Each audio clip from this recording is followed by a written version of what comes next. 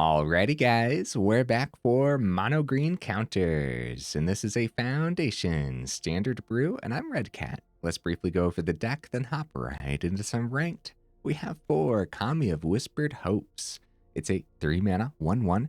If one or more +1/+1 counters would be put on a permanent you control, that many +1/+1/+1 counters are put onto that permanent instead. Cool. And then you can tap this, add X mana of any one color, where X is Kami of Whispered Hope's power.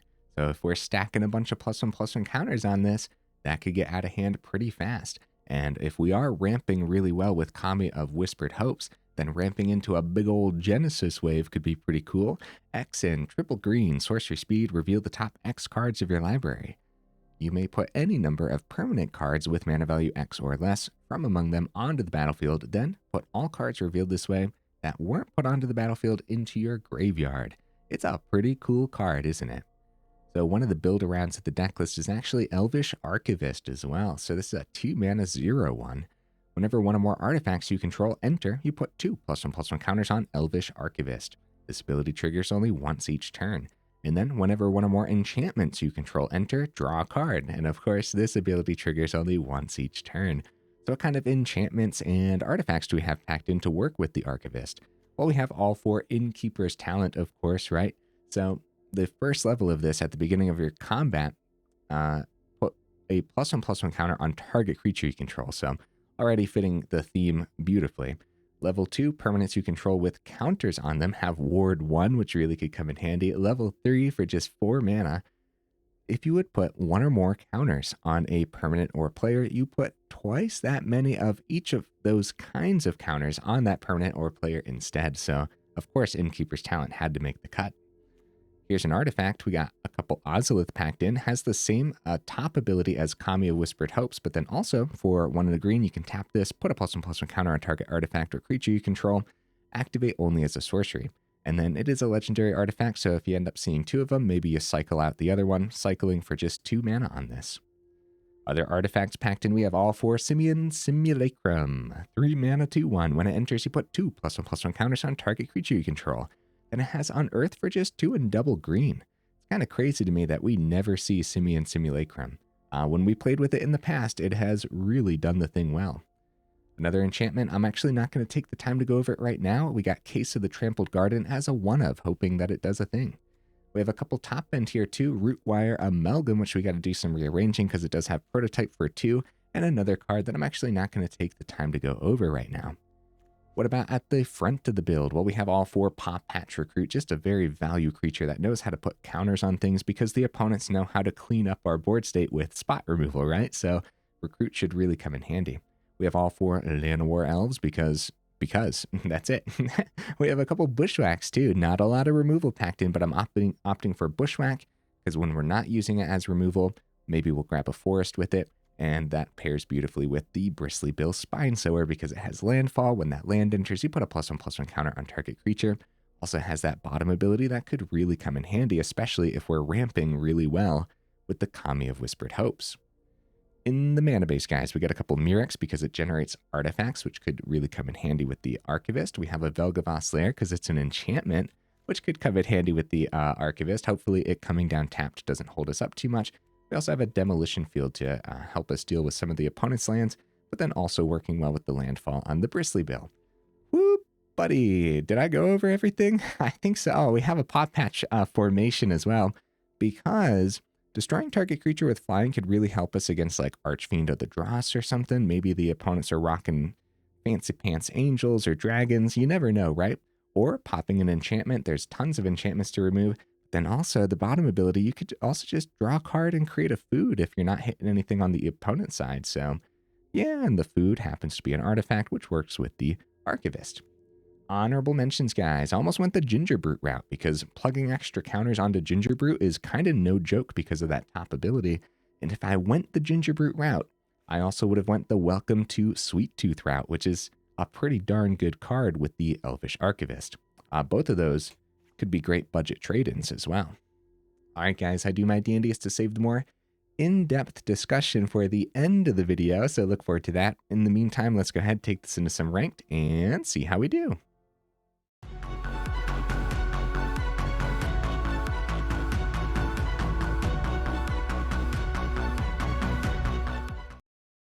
All right, we'll see if we can get right into that first game. In the meantime, what am I expecting from the build? I don't know. It's probably going to be pretty janky, right? But when it goes big, it should really know how to go big with that Kami of Whispered Hopes. We'll see, though. We'll see. Ooh, this is good. Great hand. If we can pull off that turn 2 Kami, that would be crazy. Even if we can't pull it off and Llanowar Elves gets popped, turn 2 Innkeeper's Talent, as long as we see our third. Don't even need to see our third right away because we do have a Rootwire Amalgam too for a turn 3 if we miss the forest. Which we shouldn't miss the forest. We have 24 mana in here. Gnawing Vermin's a bit of a problem, depending on what they're playing. Mockingbird, Swarm. Oh dear. Yeah, I was going to say, if it's like self-sacrifice or something, then Vermin pops the Llanowar Elf easy peasy. But it looks like self-mill. Overlord, oh yeah. That's a couple good turns for self-mill. Ooh, Chupacabra Echo. Yes. I already like the opponent's deck list. Oh, Hollow Marauder. Dude, we haven't seen these cards in forever. Okay, so we could go into Kami of Whispered Hopes. We do have that for the turn. We probably should. I'm trying to think of the odds that the opponent is going to remove these important creatures. Because if it's good odds, it might be Simulacrum instead for the turn. Stack the counters onto itself. We don't know if they got like Go for the Throats in here though. Most likely going the permanent route though. Go Kami of Whispered Hopes. Their turn 3 is not an Echo, so that's important. So the Echo reads, X is the number of permanent cards. So when it enters, gives a creature an opponent controls gets -X until end of turn. X is the number of permanents. So probably just a whole bunch of permanents packed in, but I mean, removal is still valuable enough to have a couple of. Oh, Wail of the Forgotten. They just choose the bottom ability. So Kami of Whispered Hopes sticks around. We might have a very good turn here. Oh, cut down. I'm scared. They're looking at the Kami. Okay. Okay, let's see what we can get done here, because we can go Simulacrum, boost the Kami to 3, then tap for 3, go Simulacrum again. Or Case of the Trampled Garden isn't bad too. I would have liked to see mana here, of course, but we should be able to do something fancy. All right, Simulacrum. This mana is open, so if we target the Kami, there's still a chance it's going to be a cut down. Oh no, it doesn't have to be a cut down when it's Overwhelming Remorse, which I'm feeling right now. That's good, opponent. That's awesome. I actually really like the opponent's deck list. Let's go for boosting the Simulacrum over the Llanowar Elves. We boost the Llanowar Elves, that puts an even bigger target, and we're missing mana, so 24 mana in here for a very good reason. Eora. So these cards we just don't see very often. Check this out, guys. Overwhelming Remorse is 5 mana, but it costs 1 less to cast for each creature card in your graveyard. And then you exile target creature or planeswalker. So that was just 1 mana for them. But it's actually really cool too, because a lot of the opponent's deck list is relatively budget. This is just common. The Hollow Marauders, uncommon. Then we saw the Swarm as well. That's another uncommon. Not saying it's a budget deck list in general, though. They do got some rares packed in. Pawpatch Recruit. Well, maybe we just drop the Kiora swing. They get an 8/8. We're kind of in danger. I'm missing mana for this long, right? A Pawpatch Recruit, just go for Offspring, actually isn't terrible, because maybe we... That isn't that bad. We should probably keep blockers, but it definitely... Yeah, I guess we keep blockers, because that trade could still be pretty good for them, depending on what's left in their hand. So let's double check bottom ability here. Any number of target opponents each discard a card. For each of those opponents who didn't discard a card with mana value 4 or greater, you draw a card. Okay. Okay. And that should be very cheap for the opponent right now. How many creatures do they got in the grave? 1, 2, 3, 4. Oh, we get some Pawpatch Recruit. We'll put it onto the 1/1. And then we have to discard a card. So I guess discarding the Simulacrum makes the most sense, since it has on Earth and we actually have another one in hand anyways. And since we're missing mana for this many turns in a row, something to consider for the deck list is maybe we mulligan when we only have 2 mana in hand, but I don't think this was a mulligan hand by any means, huh? So we can probably discard Rootwire Amalgam. So that way they don't get the card draw. And it's not like we're going to be playing that right now anyways. We could play it as 2 mana, but I like everything else in my hand a little bit more. Yeah, if they swing with Kiora, we have the 2/1 Recruit to trade into it, but they still get an 8/8 on the board then. Oh, another Marauder. Okay, well they do get the card draw this time and one of the talents. That way we can keep maximum variety in hand, right?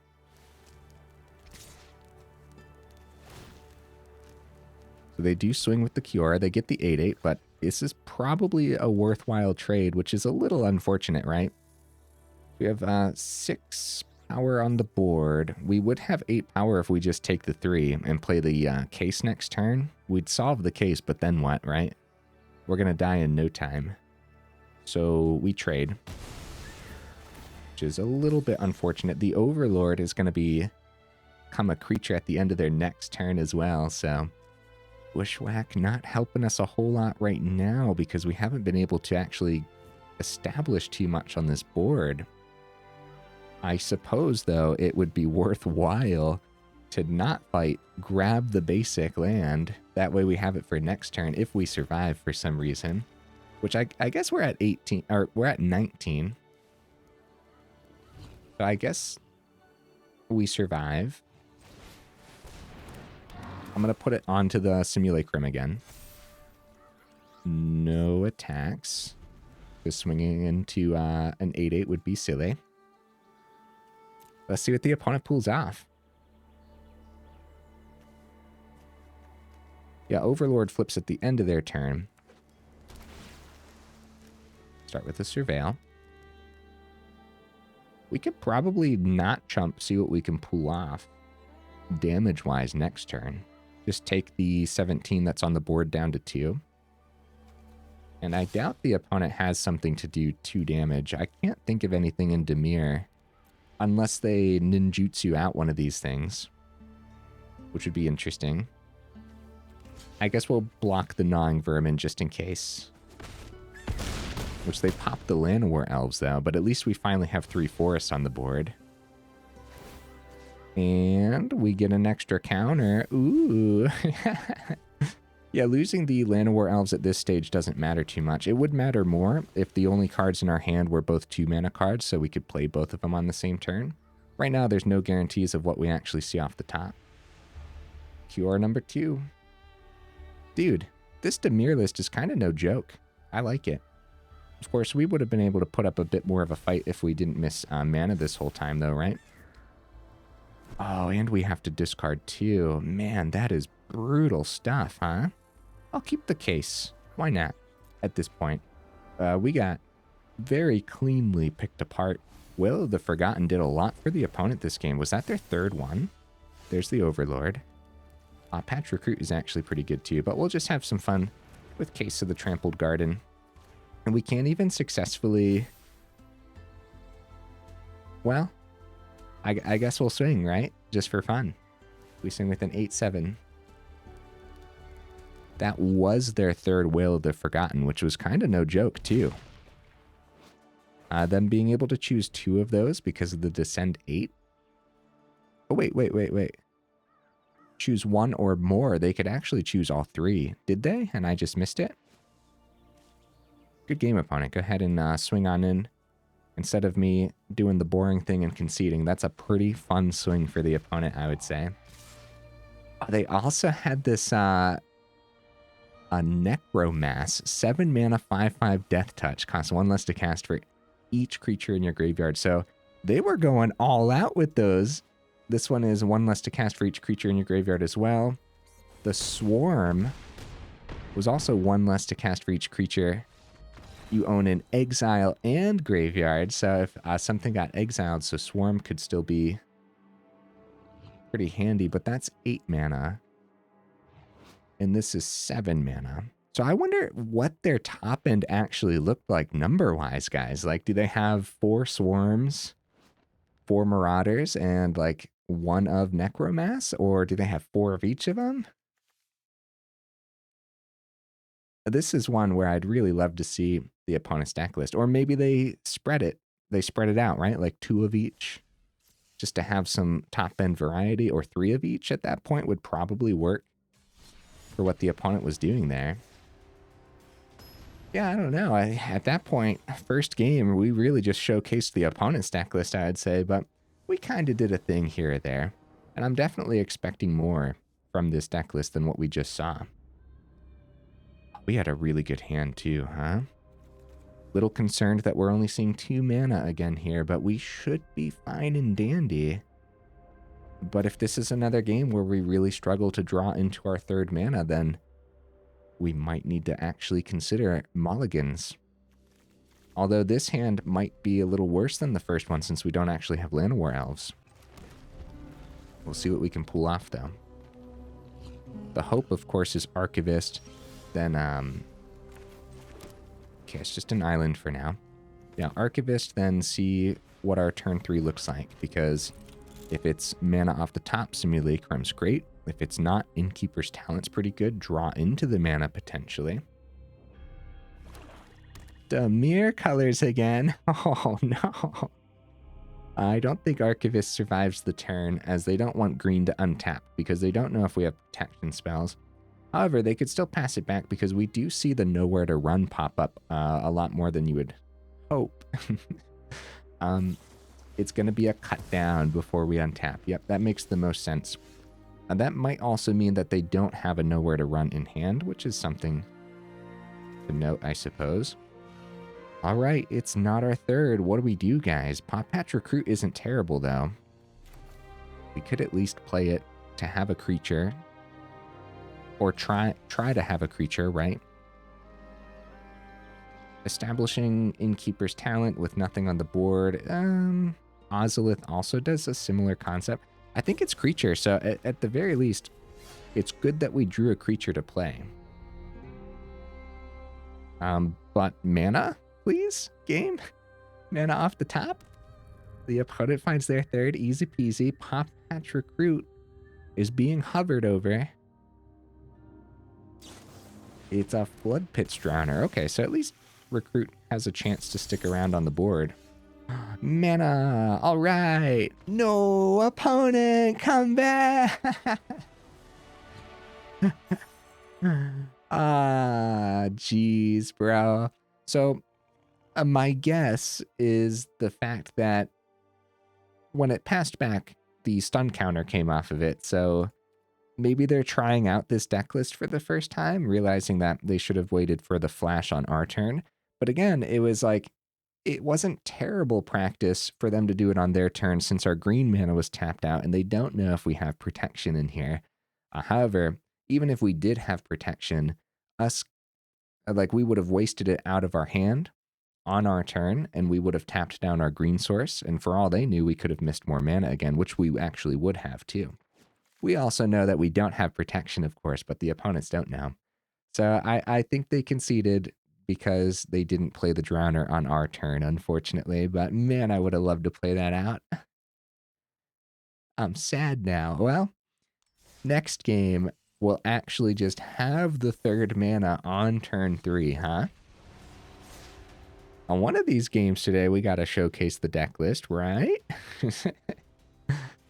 In that first game, too, it was too bad that we couldn't pull off the Kami for 1 turn. Just 1 turn, then the opponent removed it, right? But it's going to have a huge target on its back regardless. All right, 3 in the opener. Kami of Whispered Hopes.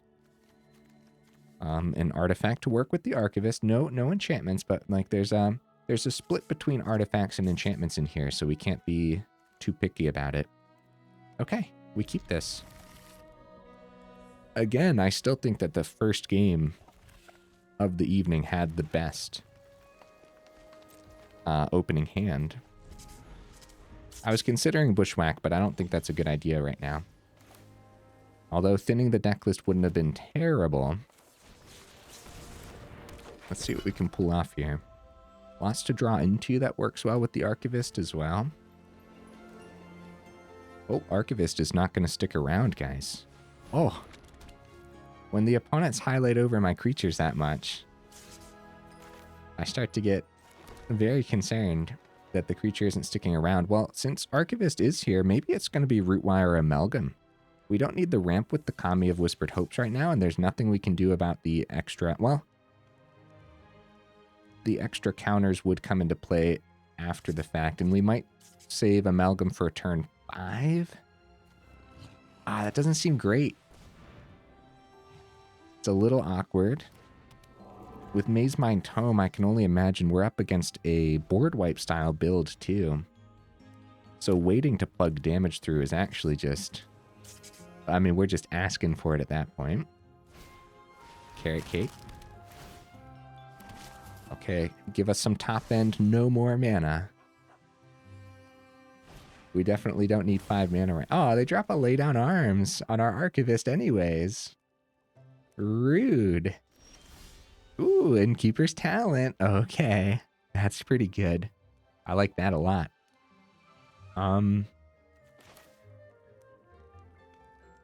Right, so we play the mana, of course. Innkeeper's Talent, yep. Makes a lot of sense here, right? Then that'll be 2 counters onto the Kami, tap for 5, get the Amalgam down. So we don't want to spend this. We want to just get 2 counters from the talent onto the Kami and play our 5 mana Amalgam. Oh, no attacks. That's really sick, dude. That's really cool. Now the question is, are we going to be able to actually keep these creatures around for a second? We'll see. 4th mana from the opponent. That could easily be a board wipe. Soul Partition onto the Amalgam. Okay, well luckily we have a ton of mana. Crap. Okay, Lay Down Arms onto the Kami. Oh no, guys. Oh no. Innkeeper's Talent actually isn't terrible. And they still had a mana open, so even if we were a little less greedy last turn, played a smaller Rootwire, activated Innkeeper's Talent level 2, they still would have had the ward cost. So, let's go with... I'm still thinking about that Bushwhack, but we need to establish a creature again. So we'll get the prototype down. We do get... I guess we'll activate the Innkeeper's Talent. I don't think it's Bushwhack yet. Although, I guess it wouldn't be terrible to, like, thin the deck list, but we might need that fight, you know? Okay, they go Mazemind Tome for the first time this game, actually. So Rootwire now has Ward 1. They go Mazemind Tome, draw a card. They find their 5th. So I'm guessing that's what they wanted to draw into, right? They missed their 5th at first. Carrot Cake number 2, and then Fabled Passage. Looks like they might wait till our turn. Oh. That would have been an interesting swing. So we do find more mana off the top, which definitely sucks, but I guess we play it. We can activate level 3. What's scary about activating Talent's abilities is Get Lost is everywhere in these mono-white mid-range deck lists. They got great chumps for days, but this Amalgam is getting pretty steep. That's not bad. 7-8. Yeah, they got chumps for days, but when we activate this ability at the bottom, you sacrifice Rootwire Amalgam, you create an XX colorless golem artifact creature token, where X is 3 times Rootwire Amalgam's power. It gains haste until end of turn, activate only as a sorcery. So what it's really missing there is Trample, But if there's a chance where we get rid of their only chump blocker, activate it for 5, swing with a 21 amalgam, 21 power amalgam, that would be something else, huh? They go for draw. They have 4 open, which means Fountain Port's open to create a chump blocker as well. Okay, Maze Mind Tome, 2 mana available. Probably a Get Lost, but there's a chance, man. Oh, it can't be a Get Lost because of the ward. So we should get rid of their chump blocker. Right? Oh.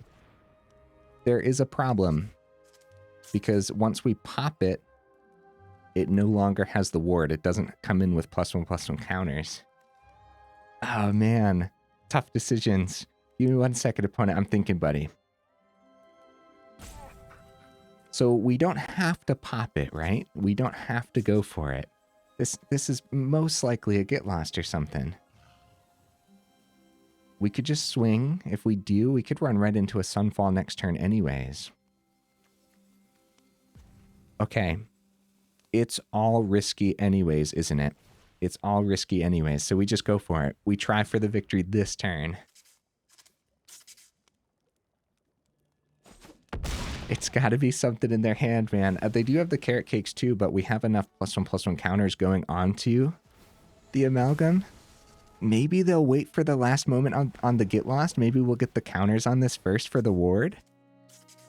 Ah, no, opponent. I'm scared. Oh, Soul Partition. Worth the risk, dude. I think it was worth the risk.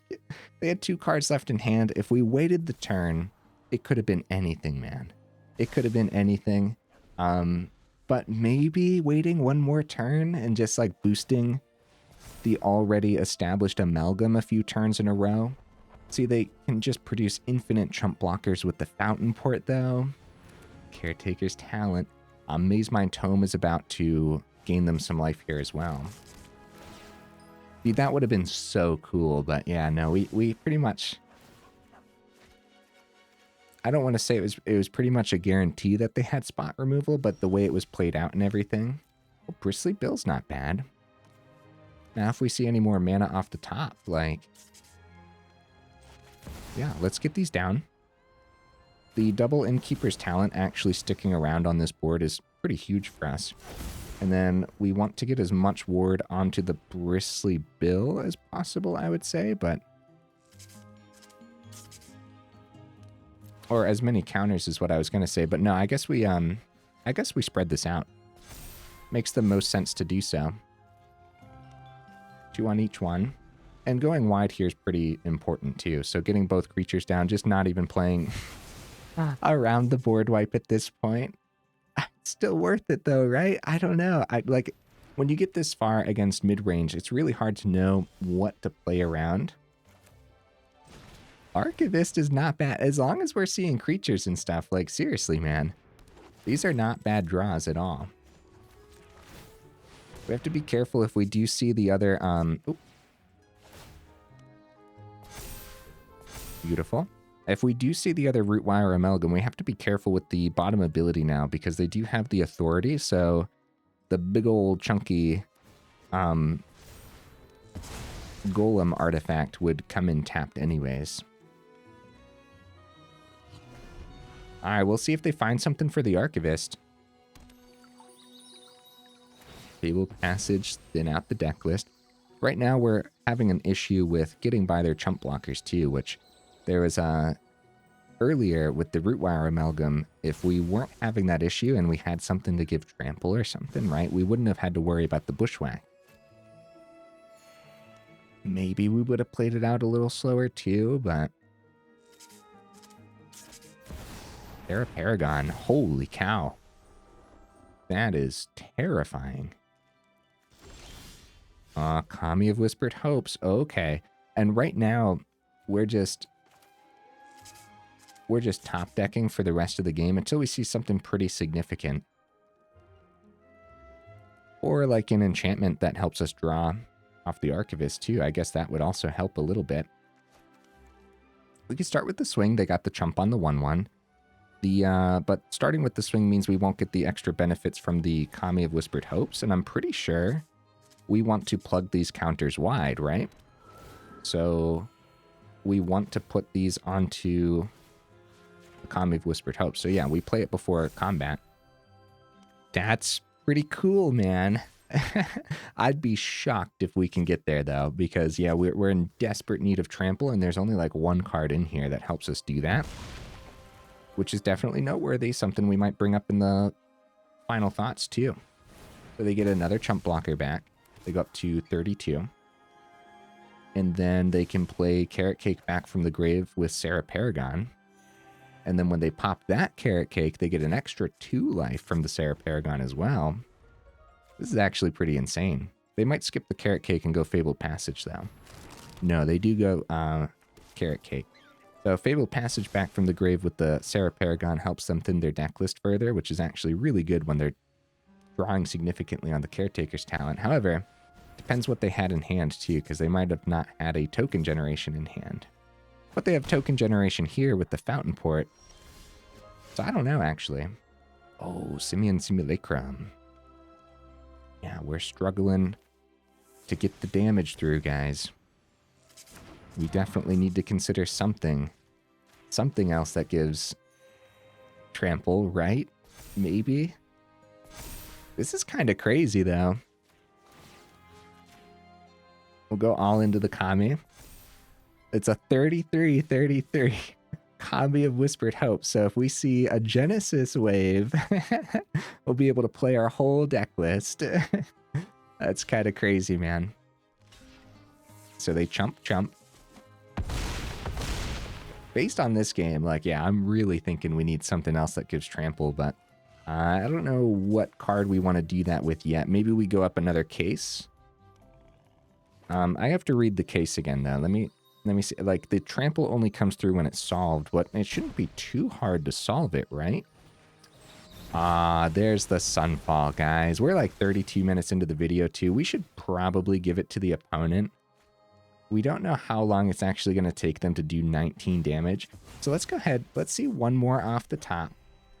Drop the concede, which I usually don't like doing, but it depends on how far away we think the opponent actually is from dealing the damage. And I think they could be pretty far.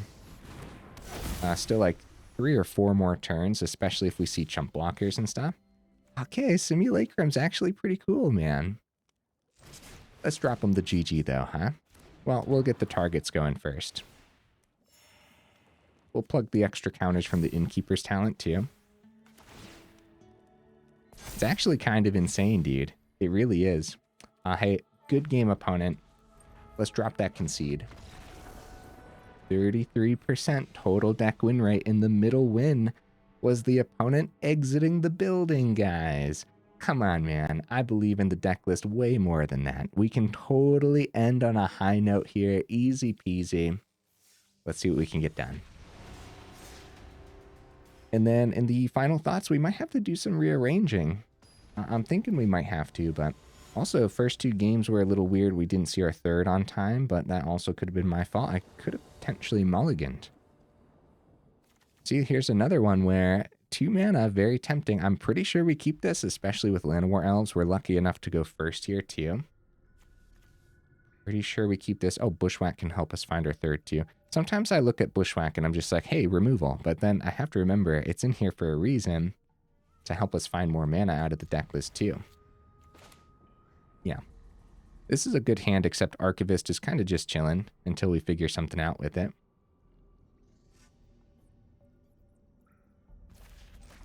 All right, Llanowar Elves. Let's see if you get to stick around, buddy. Llanowar Elves sticking around means Bristly Bill before the Forest.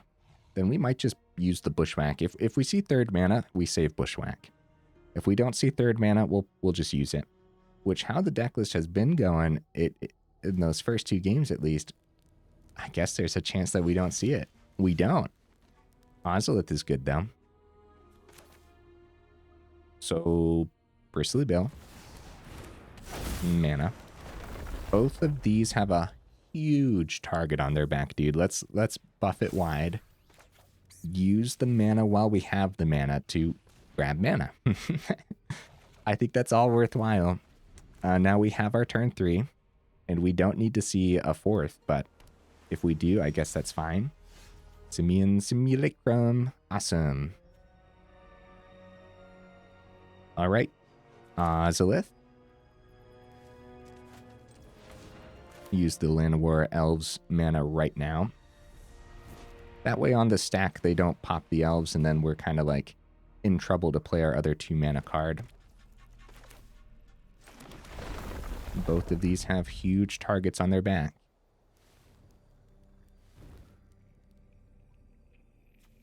It's a little funny going on to the elves, but since it's tapped out, they're not going to go for it probably. Then we want to attempt to swing on the Bristly Bill, because if they bounce it, we play Bristly Bill again. Okay. And then Elvish Archivist. Pretty good, man. Dropping Simian Simulacrum next turn, boosting the Archivist. If we see mana off the top, Bristly Bill's kind of crazy with the Ozolith on the board. Dude, this is what the deck list is supposed to look like. Up the Beanstalk. Probably a bounce spell here. Probably. Innkeeper's Talent is pretty darn good. We could start with that, see what we draw on the Archivist. If it's mana, we have the Simulacrum out of hand, which is actually pretty good and worthwhile too, because this Innkeeper's Talent also giving us extra counters anyways. It's mana. Wow, let's go, guys. That's good.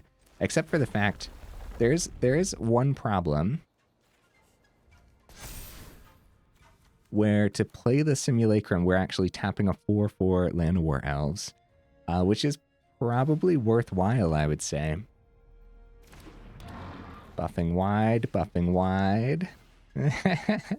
Innkeeper's Talent, extra counters going on to the Bristly Bill.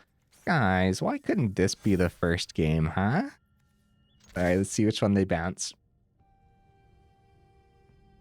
It's pretty cool, man. This is neat. Yeah, they're looking at both like, yeah, which one? Like, I don't know which one, honestly. They go for the unsummon on the Bristly Bill. That makes sense, because if we're missing artifacts in hand, which there's a good chance we are, since they know one is Bristly Bill, the other one's just the Archivist. They don't know that it's Archivist, but Mirrex is pretty good. Let's make it a little harder for them. See if they do something on the stack here of the talent. They do not. So ward on the Archivist and the Llanowar Elves. Bristly Bill, get you back down.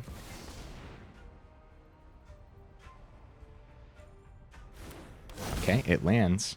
All right, Mirrex, boost Simulacrum. We still have 2 for the Archivist. Okay, they go Crab. They're going to be tapping a couple down here, but they do have the ward as well. I think this is anyone's game, dude. Now we got to go all into the Simulacrum for sure. That's where we were going to go with the Bristly Bill ability anyways, but like all in. Ozolith and everything, right? Before combat. Because we got to go. Now that Crab's on the board, any amount of extra, unsummons is going to be terrible for us. Terror comes down for 1, and they're going to have great blockers again, just like that mono white game. Except these guys are chunky blockers. This town ain't big enough. They pay the ward. They bounce up the Beanstalk back. Yeah, so they still have the 2 blockers on the ground here. And Seed of Hope, they go back up to 6. That's it. If they find mana, they can. Did they play mana? Oh, did they already play mana for the turn? There we go, guys. Got the deck win rate up to a 50%. And again, that second game, unfortunately, was the opponent exiting the building. There's still a chance that we could have won that one, though. I would have loved to actually play that second game out. And honestly, I would have loved to play this one out too. But opponent seeing a forest, I'm not 100% certain if they played their mana for the turn. But if they didn't, then they probably would have much preferred an island to have another bounce spell available, right? This time round, we just had an overwhelming amount of excess power hitting the board every single turn, and bouncing the Simulacrum meant that we were going to play the Simulacrum again, boost the Bristly build this time. Archivist also gets the extra 2 counters, which of course all these counters are getting the boost from the Ozolith too. Then Innkeeper's talent going for the thing as well. We actually... Would it have been... No, it depends what we saw off the top since we have 5 mana here. Yeah, we just wanted to spread it wide, swing wide. I'd say we got a little lucky though, seeing that the... Well, maybe not. Maybe not. Maybe the ward was really holding them back as well from the Innkeeper's talent. About 40 minutes in, guys. Should we push it overtime or just end on a high note? Push it overtime because win or lose, I think we showcased the deck list well enough. And there's also one thing that I really want to test in this last game as well. And that is, do we really need more ways to give trample? Or are we going to have enough just big old creatures doing the beatdown thing well enough? There's also a thing where I still want to get a big old chunky Kami to do a big Genesis wave or something. That could be really neat. Great hand. The opponent goes first this time. That could easily be a cut down, and that's okay. It is what it is because it's a cut down not hitting our Kami. And our turn 2 is still looking good. We didn't necessarily need the ramp off of Llanowar Elves with this current hand as well. Ozolith isn't bad.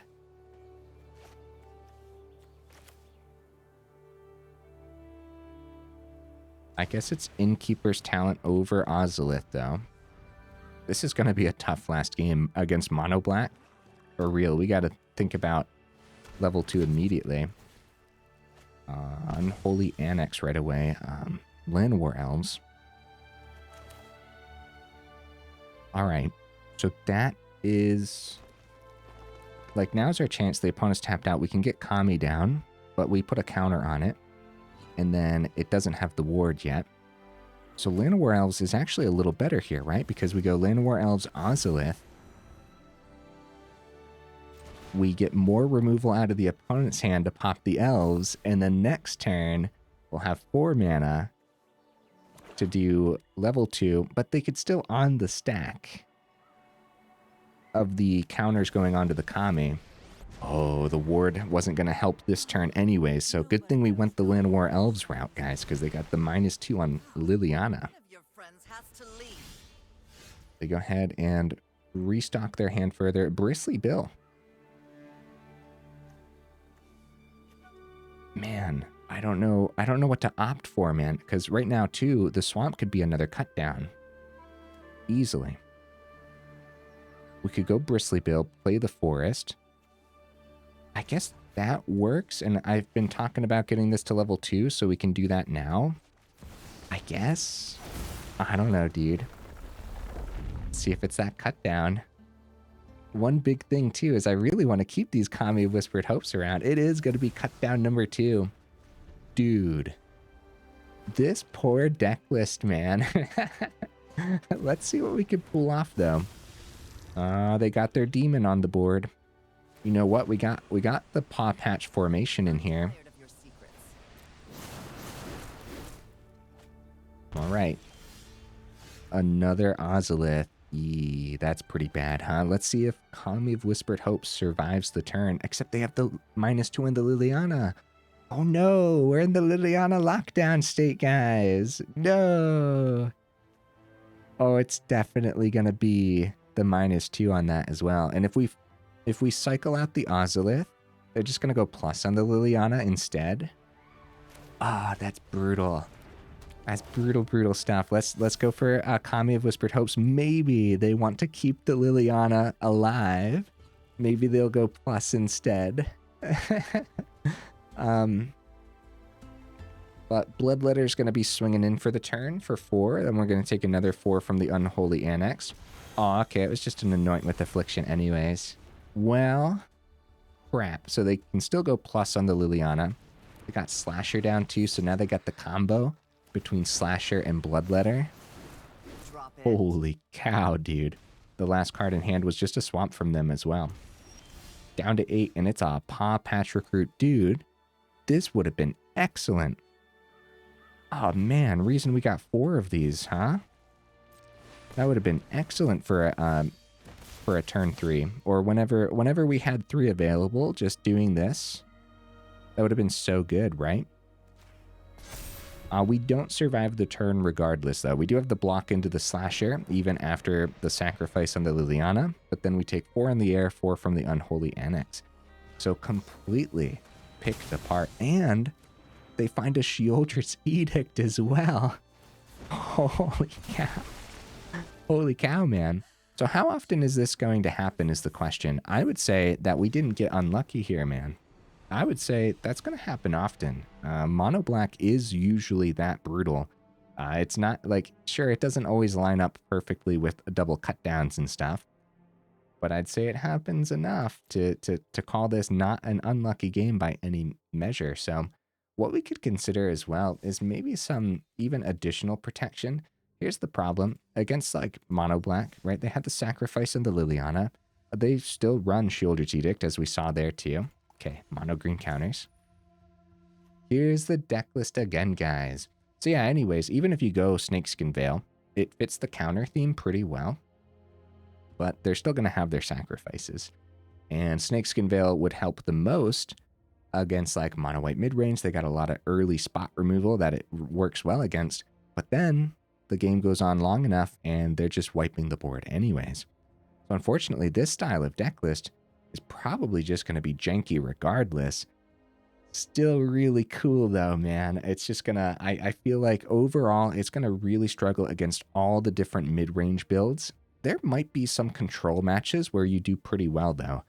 And it depends on what control match, because there's gonna be that little hump in the game around 3 and 4. You're going over that curve, and then it's just explosive beatdown creatures on that, like, you know, 4th turn around that, right? Around that curve. That's probably best case scenario against control, where you just do so much excess damage on your 4th turn. So what would that 4th turn look like though? It would mean turn 1 and turn 2 was pretty significant setup, and that might mean like Llanowar Elves on turn 1. Man, Pawpatch Recruit a little bit more today, especially in that last game. That could have been so significant. Offspring, like if we saw 2 recruits in that last game and got a couple turns of Offspring off, that would have helped us so much against the Liliana and everything too. Innkeeper's talent as a 4 of definitely makes a lot of sense. Let's analyze this Elvish Archivist real quick, guys. So when we're looking at the Archivist, we have 8 artifacts and 6 enchantments total. And the enchantments help us draw, of course. Our enchantments are Innkeeper's Talent, Case of the Trampled Garden, which we have to talk about more of here too. And we also have the Vel'Gavoth's Lair to help us draw on the Archivist talent as well. And then as far as artifacts go, we got the Simulacrum, we got the Rootwire Amalgam, and then Mirrex is also generating artifacts, and Ozolith is also an artifact too. So how often is Archivist going to miss is the question, because you want it to do one or the other. What's that total then? If we include the Mirrex as an additional 2, that's going to be 16 cards total. So less than a third of the deck list to see at the same time that you're seeing one of our 4 Archivists. Does that mean it's worth it? And does that mean it's also worth, like Vel'Gavoth's Lair, to play a land to draw a card off the Archivist? Probably not, right? Oh, guys. First of all, put it on the do not craft list, huh? This is probably a pretty expensive deck list. Let's take a look here. Pawpatch Recruit is rare, but depending on the deck list you play, I would say worth it. It was definitely worth it for me, 110%. Plus, I love bunny rabbits too, and it works so well in bunny rabbits. Archivist is rare. This one's probably not worth it. Bristly Bill's Mythic. Innkeeper's Talent is rare. That's a pretty cool one, though. We got rare with Ozolith. It needs to fit in the right build. Rare with Genesis Wave. This could have been so cool today, but we didn't see it, especially against that mid-range, mono-white mid-range, when we had the Kami of Whispered Hopes on the board. Just swinging in with a big old chunky Kami was cool enough, I guess. At least we got to swing with it, which was pretty significant. But actually tapping it for mana, going Genesis Wave could have been so cool. So we could consider like a 3rd Genesis Wave. Probably not, especially when our ramp relies on creatures. There's just too much removal, removing our creatures all the time anyways. Simian Simulacrum's rare, and then Rootwire Amalgam is a mythic. And have you ever seen anybody play with this card outside of this channel? I don't think I have, so definitely not worth the craft on the mythic, but maybe you were looking for a deck list to play Rootwire in. Well, at that point, like, make sure you have every other card, right? So yeah, this is on the do not craft list, but it might be cool enough if you have all the cards already. I would say it's not even worthwhile crafting a little less based on your collection. I'd say it's not even worthwhile putting together based on your collection either, and that's being pretty rough on the deck list. It's not the deck list's fault, man. I feel bad for it because it's so neat when you're looking at it like this. It's really just what we're seeing in the meta. It's going to be brutal, dude. It's going to be super duper brutal. So, what else to say about the deck list then? Oh, Case of the Trampled Garden. Yes, I said we have to talk about this. When this case enters, you distribute 2 +1/+1 counters among 1 or 2 target creatures you control. To solve this, creatures you control have total power 8 or greater, which should be relatively easy to solve. But again, with all the removal, all the board wipes, how often is your board just going to be clear and Case is chilling? And then it solves at the end of your turn too, so you're not even going to get the benefits of it being solved until next turn. Here's the significant part though. When it's solved, whenever you attack, you put a +1/+1 counter on target attacking creature, and then here's the important part, it gains trample until end of turn. Yes, that actually would have been enough to push us through for the mono white game, right? Although they were gaining a lot of life. I'm not 100% certain what the math would have looked like, but I'm pretty sure we just needed trample on one chunky creature to help us get there. So only a 1 of, You know what though? You know what else could be pretty good? There's a talent that we're missing from this, Hunter's Talent. A little bit of extra removal with the top level 1, right? Deals damage equal to its power to target creature you control. It's great. It's a bite spell. But then level 2, whenever you attack, target attacking creature gets +1/+0, gains trample. Dude, I just talked myself into this. For real. Now what though? Now what do we drop? One of the reasons I'm okay with going up a couple of these too, it's only uncommon. It's not like I'm trading in rares or anything. Archivist down to 2 might actually make a little bit of sense here, but remember, in a lot of those games, we were just like, we need creatures. Like next turn, we need to draw another creature because everything's dying all the time. 24 creatures going down to 22 is a little sketchy to me. But is Archivist even the creature we really want? I don't know, man. I don't know. I do know one thing. We wanted trample, and more ways to kill our opponent's creatures is going to really come in handy too. 2 Hunter's Talents make a lot of sense. Now we just have to decide, what are we dropping for this? I don't want to drop any of the top end creatures, especially the artifacts, since they still work with Archivist. Archivist is actually just a 0/1, so if we miss on the extra counters onto the Archivist, then Hunter's Talent doesn't even pair well with it anyways, outside of being an enchantment, which of course does pair well at that point too. If we do drop a couple of these, I guess it makes sense, but I am scared that we're going down creatures for sure. Well, either way, it's on the do not craft list, and then I'll probably put a super jank warning down in the description too, if I remember, just because we got picked apart a little bit too much, right? Some of it might have come down to me. Maybe I could have had better mulligans too. It didn't really feel like it though, did it? Definitely let me know in the comments though what you think. Archivist down to 2. Now we have 8 enchantments, 8 artifacts, and 2 cards that generate artifacts, so it still works well with the 2 archivists. But is it even worth having that theme with only 2 archivists? Bristly Bill being at 2 makes a lot of sense to me too. It's just a really good value creature. Ozolith being at 2 makes a lot of sense as well, to me at least. Pawpatch Formation is a card we could go down, but again, oh, that's another card that generates artifacts for the Archivist if we wanted the food and then card draw off that too. It's interesting, man. It's a really interesting green deck list that I really wish could have performed a little better today. I'm going to keep it as is now. We dropped a couple rares. We went up a couple uncommons, and the uncommon should work pretty well with everything in here. Still over a third of the deck list is still creatures, so I shouldn't be complaining too much. Just when I play deck lists like this, I have a ton of creatures packed in all the time. So I guess going down to 22, it's a little sketchy to me, but it should be okay. Yeah, I guess I'm used to playing like 26 creature deck lists overall, but guys, let me know what you thought of the deck list down in the comments. Did it deserve the brutal beatdowns from the opponent? Is it as janky as I'm actually thinking, or am I just being too hard on the deck list too? Also, let me know if you like the changes that I made to the deck list as well. Another question for the comments too is Vel'Gavoth's Lair worth it? Actually, now it's probably not worth it at all.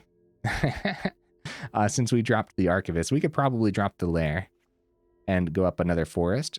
23 mana actually might be okay if we go up another Bushwhack.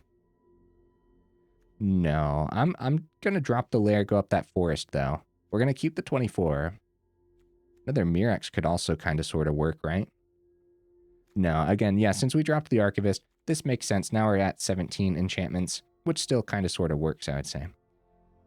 Okay, guys, yeah, now that's the final change. Let me know if you agree with the changes in the comments, and I'll put a warning down there. Super jank, don't craft, something along those lines. If you made it this far into the video, for real, y'all are champions. We're almost an hour in, for real. Thank you for being here, and I will see you in the next video.